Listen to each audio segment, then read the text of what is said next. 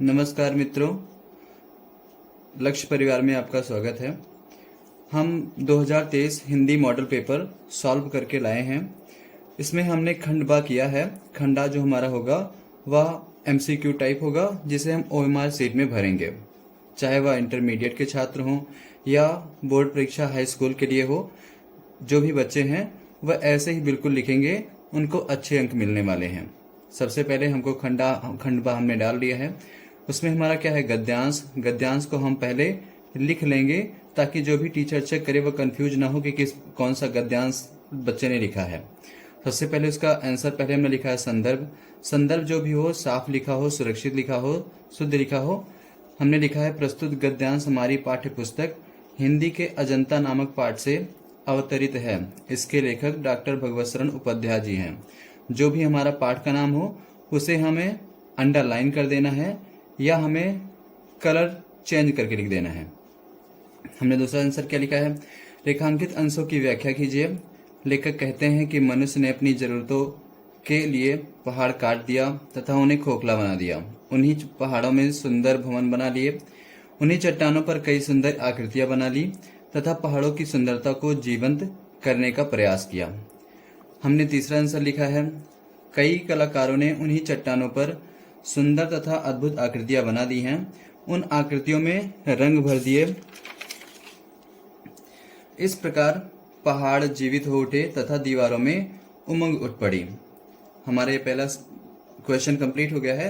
हमें पूरा पेज छोड़ देना है। हमें नहीं सोचना है कि मतलब टीचर सोचेगा कि ज्यादा पेज बच्चे ने खर्च किए हैं, ऐसा बिल्कुल नहीं होता है। हमें पूरा पेज छोड़ देना है और नेक्स्ट पेज पर जाना है।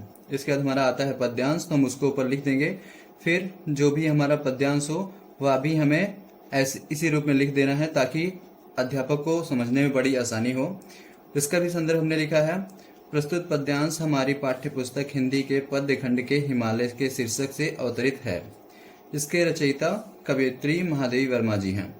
यह याद रखना है कि अगर हमारा पद्यांश हो तो उसका जो कवि का नाम लिखेंगे उसमें रचयिता लगाएंगे। यदि गद्यांश हो तो इसके लिए हम लेखक लिखेंगे। रेखांकित अंशों की व्याख्या हमने लिखी है। कवयित्री जी ने हिमालय की प्रशंसा में लिखा है कि जब कभी पारंपरिक या पारस्परिक कला की बात हुई है, इस मातृभूमि ने कष्ट सहा है। यहाँ के जलते हुए कणों ने हिमालय को पुकारा है।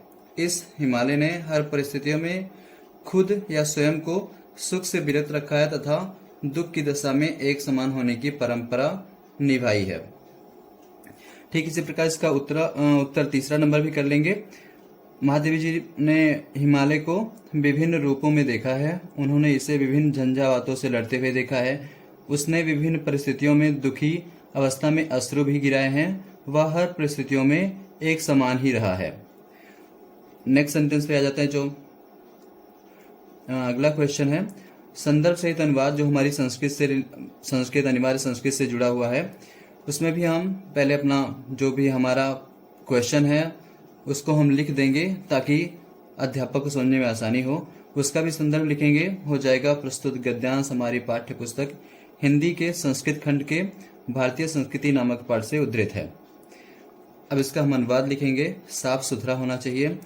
मानव जीवन के संस्कार ही संस्कृति हैं। हमारी पूर्वजों ने मानव जीवन संस्कार के लिए महान प्रयत्न किया। वह हमारे जीवन के संस्कार के लिए जो आचरण और विचार प्रदर्शित किए, वही सब कुछ हमारी संस्कृति है। जैसे ही हमारा एक क्वेश्चन पूरा कंप्लीट हो, हमें पूरा पेज छोड़ देना है।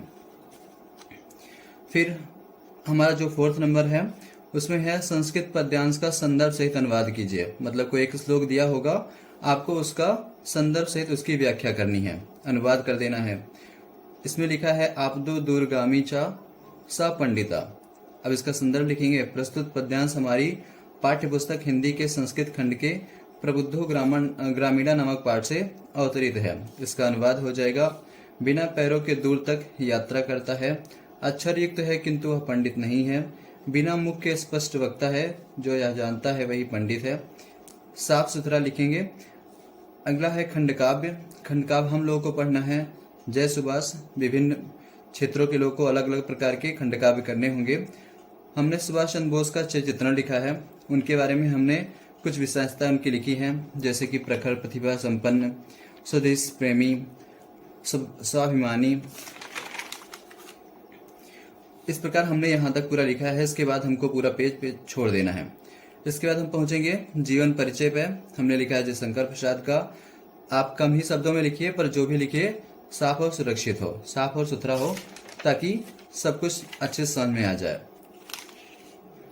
हमने उनमें कृतियां डाली हैं। कृतियां में जो भी उन्होंने रचनाएं लिखी हैं, जैसे नाटक लिखे हैं, कहानी लिखी है, काव्य लिखा है, उपन्यास लिखा है, निबंध संग्रह लिखा है, भाषा लिखी है, ये सब हमें साफ सुथरा लिखना है। शैली और फिर हिंदी साहित्य में स्थान। इसके बाद हमारे जो कवि आ जाते हैं, जैसे कि हमारे हैं तुलसीदास, महादेव वर्मा जी। उनमें से हमने तुलसीदास को लिखा है। उनके बारे में भी हमने संक्षिप्त परिचय दिया है, ताकि अच्छे से साफ सुथरा समझा जा सके। आगे उनकी रचनाएं लिखी गई हैं। उनकी मुख्यतः 13 रचनाएं हैं। 13 रचनाओं के बारे में लिखा गया है। इसके बाद हमारा है पाठ्य पुस्तक से कोई एक श्लोक लिखना है। श्लोक कुछ भी हम लिख सकते हैं जो हमारी पाठ्य पुस्तक में 2-3 आप याद कर लीजिए, ताकि आपके लिए बड़ा आसान हो जाए।